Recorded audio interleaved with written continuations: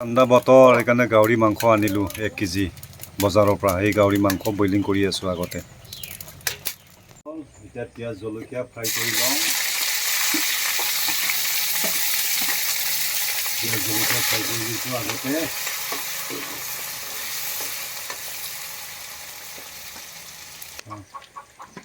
এই মাংস দিম আৰু মাংস ফ্ৰাই কৰি ল'ম আগতে।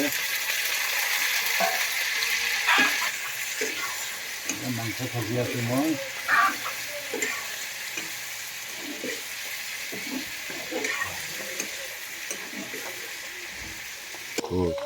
এয়া নিমখ দিছোঁ।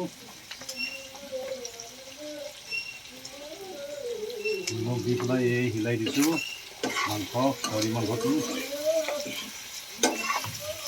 হিলাই দি আছোঁ মই। মাংসটো পূৰা ফ্ৰাই কৰি আছোঁ। মাংস ফ্ৰাই হৈ আছে।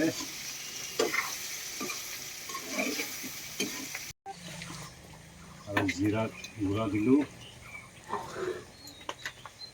এইফালে আদা ৰচুন দিলোঁ। এতিয়া মাংসটো হিলাই দিছোঁ আৰু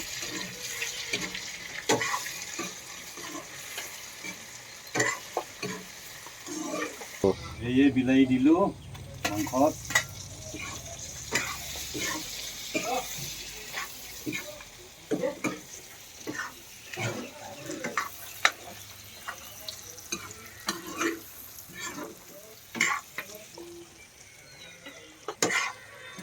এই গাহৰি বিলাহী আলু দি পূৰা গ্ৰেভি কৰি আছোঁ মই ফ্ৰাই। আজি তলে এইটো গ্ৰেভি হ'ব,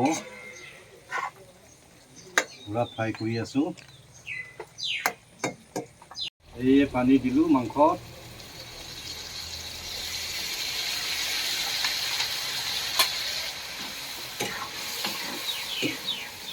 পূৰা হিলাই দি আছোঁ মাংস,